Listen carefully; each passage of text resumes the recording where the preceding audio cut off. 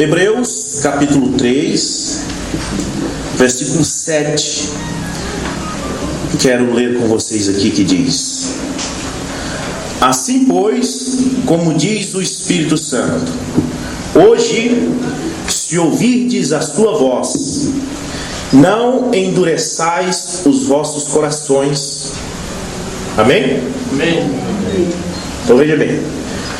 Não, se hoje ouvirdes a sua voz, não endureçais o vosso coração. O que Deus quer falar para nós está aqui na Bíblia. Amém? A Bíblia é o livro dos cristãos. O Alcorão é o livro dos muçulmanos, ou Islã, seja o que for, creem no que está no Alcorão. Cristão crê no que está na Bíblia. Portanto, religião cristã que prega algo que não está na Bíblia não é cristã. Amém? Sentados.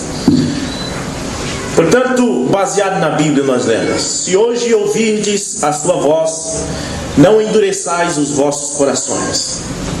Agora, a questão das imagens de esculturas, porque você sabe, nós não queremos falar mal de ninguém, das pessoas.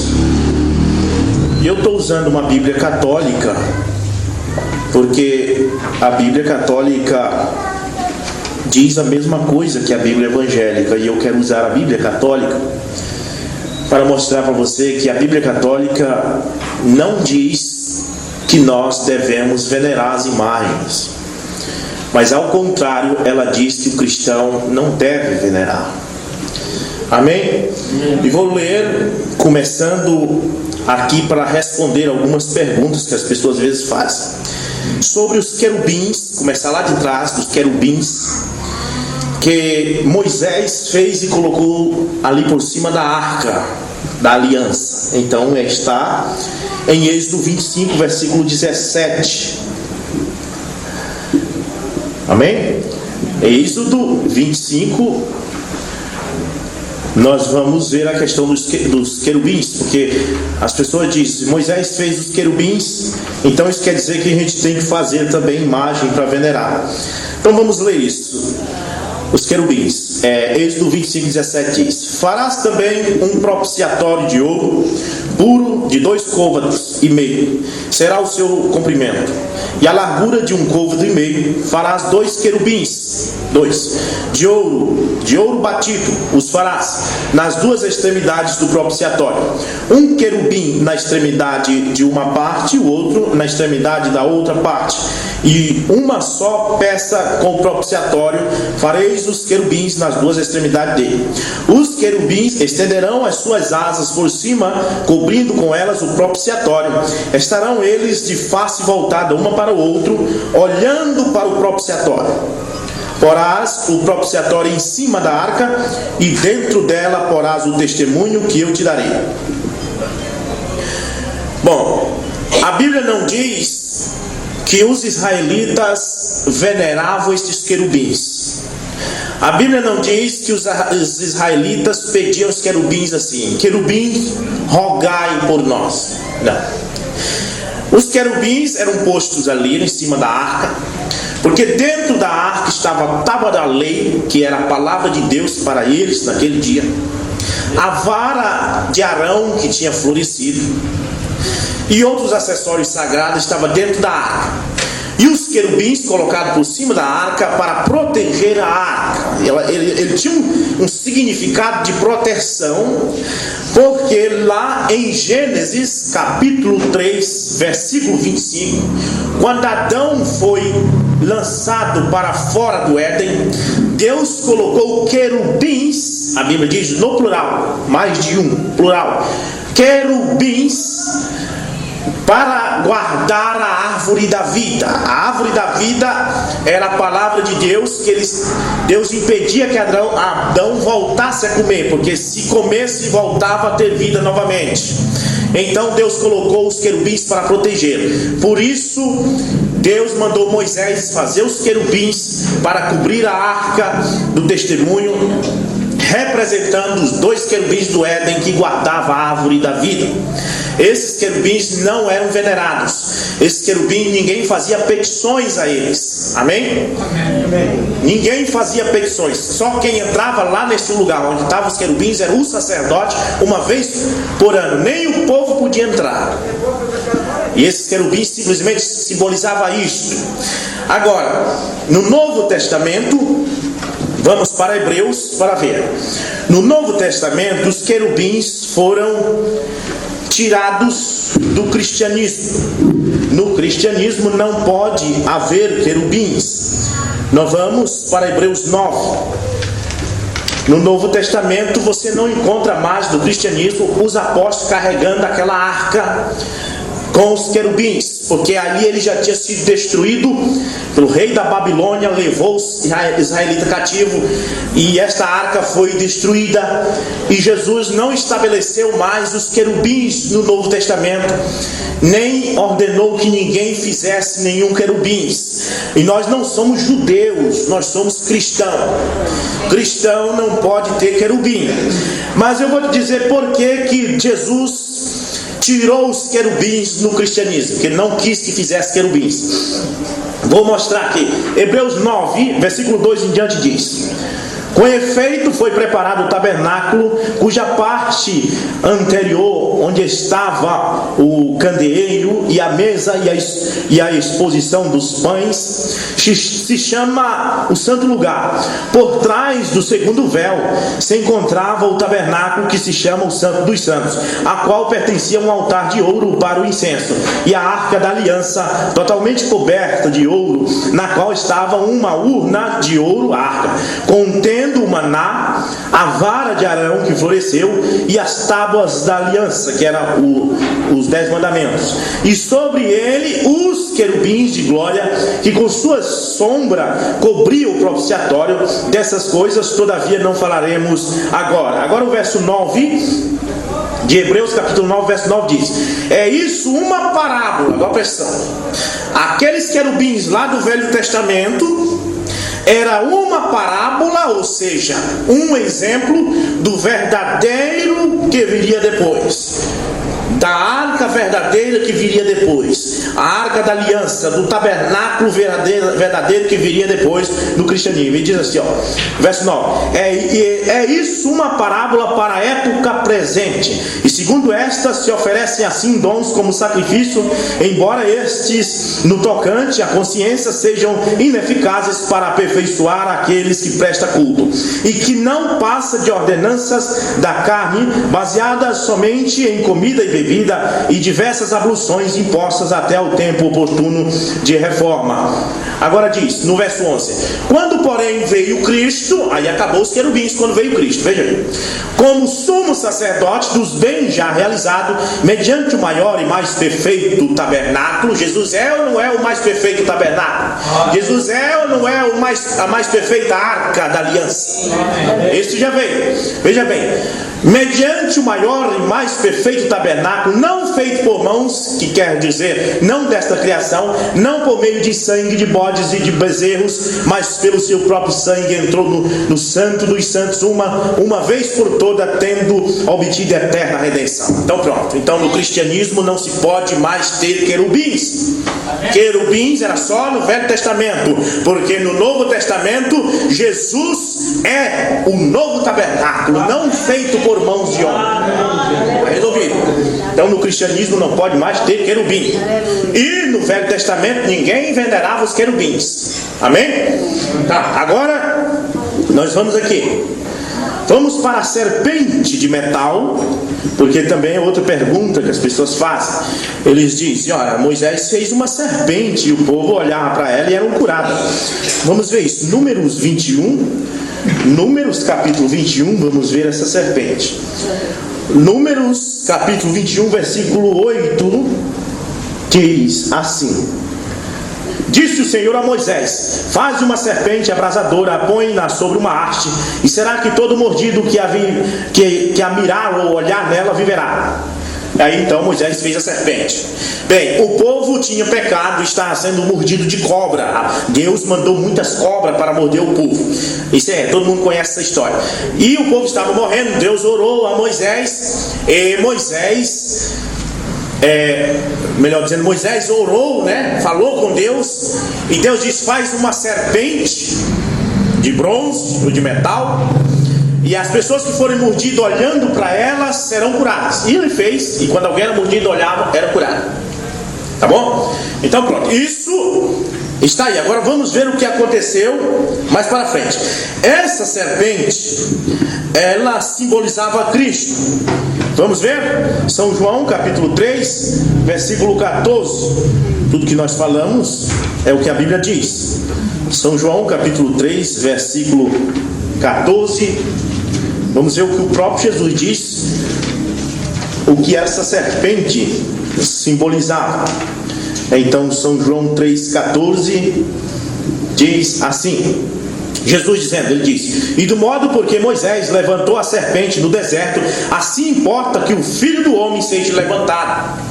Então, a serpente simbolizava Cristo, que foi levantado na cruz do Calvário. Assim como aquelas pessoas olhavam na serpente quando era mordido de cobra e era curado, hoje, se você tem uma enfermidade, olhe para Jesus pendurado na cruz do Calvário, você é curado. Se você quer ser salvo, olhe para Jesus pendurado na cruz do Calvário e será salvo. Não olhe mais para a serpente hoje. Hoje é pecado olhar para a serpente. Vamos ver isso? Vamos ver. Vamos para 2 Reis, capítulo 18, versículo 4. Vamos ver o que aconteceu com esta serpente. 2 Reis, versículo 18, capítulo 18, versículo 4. Depois que os israelitas começaram a olhar para aquela serpente, eles começaram a fazer coisa errada, começaram a adorar a serpente.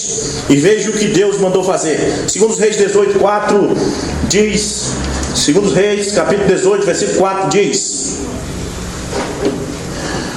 o reinado de Ezequias de Judá, o rei de Judá Ezequias, o capítulo 18, versículo 1 diz: no terceiro ano de Osés, filho de Elá, rei de Israel, começou a reinar Ezequias, filho de Acás, rei de Judá. Tinha 25 anos de idade quando começou a reinar, e reinou 29 anos em Jerusalém.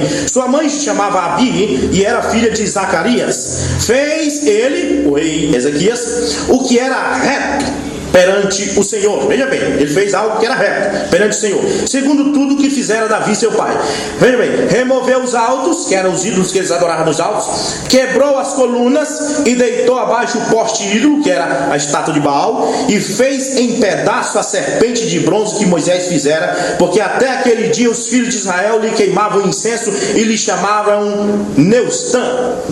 Quer dizer, quando o rei Ezequias assumiu o cargo, o povo começou a adorar a serpente já. Então Deus disse: olha, Ezequias, vai lá e quebra agora. Então eu creio que o israelita, quando vira ele quebrar, diz: ah, ele está pecando, quebrando uma serpente que Moisés construiu. Não, o povo estava adorando a serpente e estava acendendo incenso para ela. Hoje o incenso é vela. Amém? Então a serpente foi quebrada. A serpente simbolizava Jesus. Jesus disse isso em São João 3,14. De modo que Moisés levantou a serpente no deserto, o Filho do Homem será levantado. E foi levantado. Quem olhava para a serpente era curado. Quem olha para Cristo é curado. Quem olha para Cristo é salvo. Porém, hoje é a Cristo que você tem que adorar. É Cristo que você tem que olhar, não a serpente. Amém?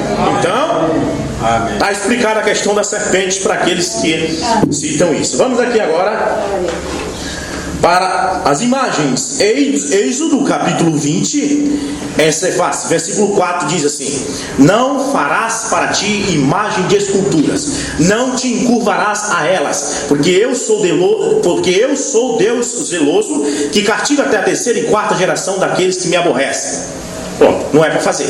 Bem, a explicação que os sacerdotes católicos dão é o seguinte: que aqui Moisés estava dizendo que não era para adorar semelhança nenhuma do que há em cima no céu, nem embaixo na terra. E a semelhança do céu era o sol, a lua. Embaixo na terra eram os animais sagrados dos egípcios, como o jacaré, como os animais que eles adoravam.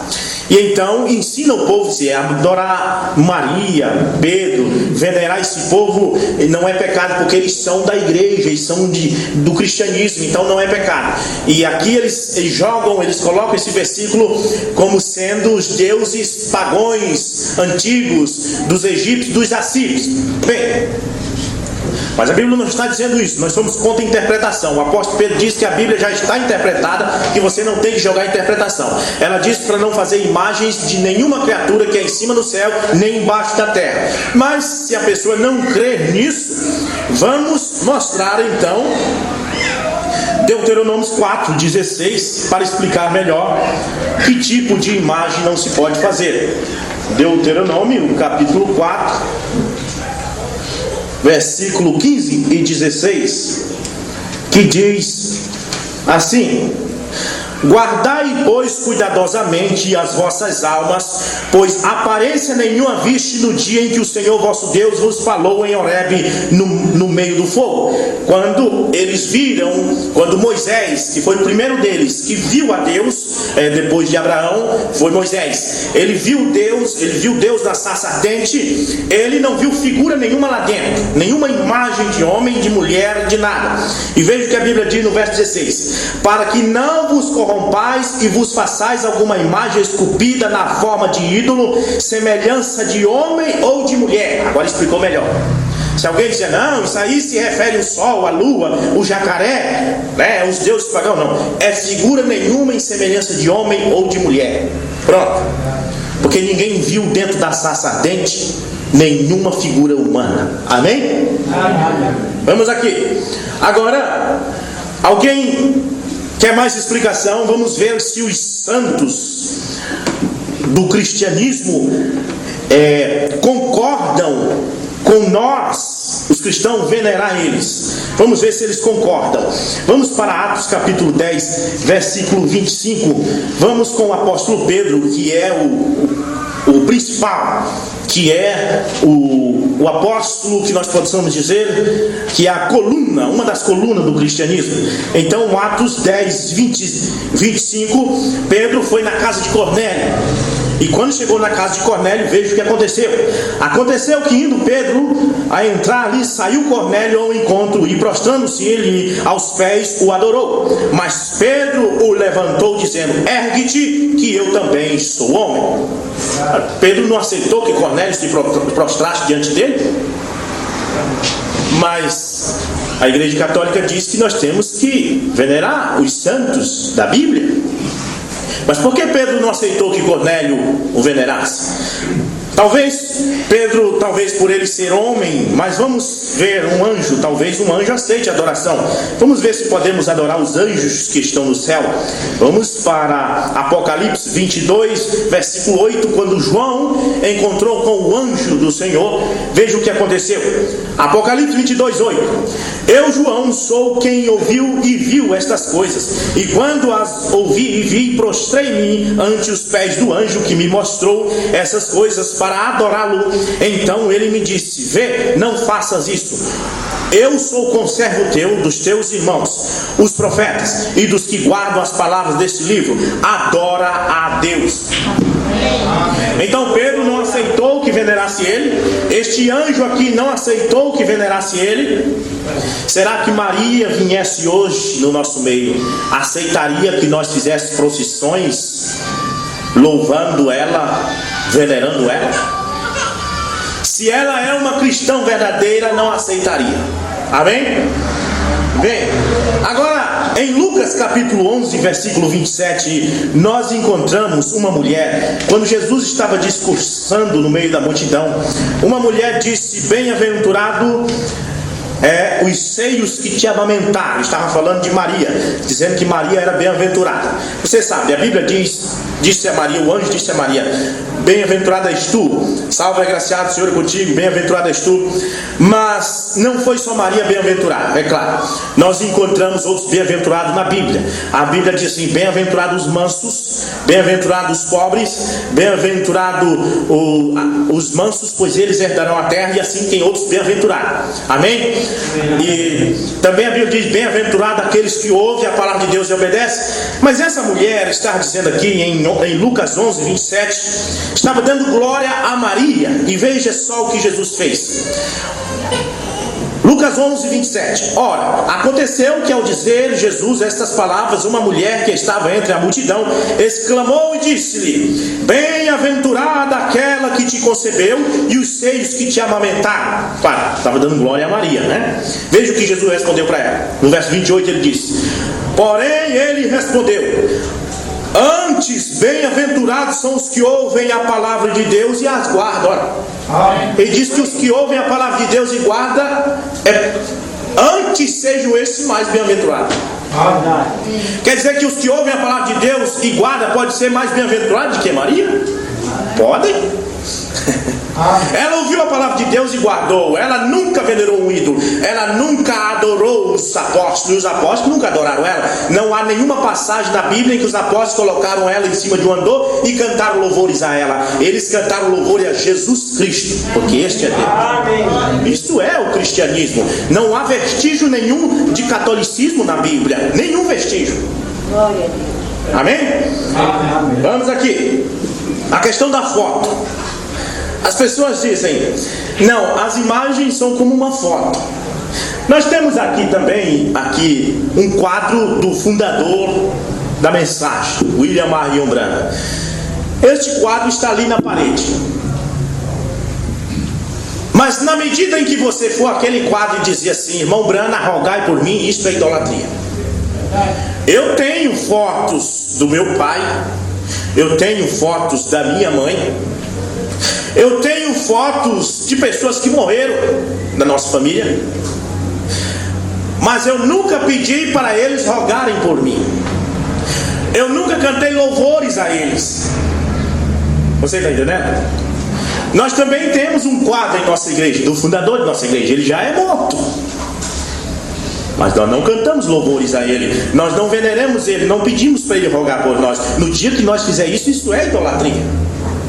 Amém? Então veja bem, isto é o que eu queria dizer para você, que as pessoas, elas interpretam a Bíblia e erram, porque a Bíblia não é para interpretar. Alguém diz assim: vocês interpretam errado. Não, não é nem para interpretar de jeito nenhum, é para ler do jeito que está lá e crer. Pedro disse assim: porque a Bíblia não é de particular interpretação, porque já foi interpretada pelos profetas de Deus, pelo Espírito Santo. Então pronto, se ela disser pé, é pé, se ela disser mão, é mão, se ela disser imagem, é imagem mesmo. Você não tem que ficar inventando coisa. Este é o cristianismo. Vamos orar.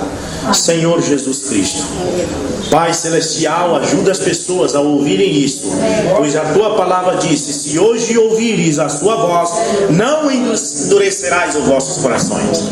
Pai Celestial, aqui está a voz do que a Bíblia diz. Se alguém ouvir e não endurecer o coração, tenho certeza que encontrará salvação.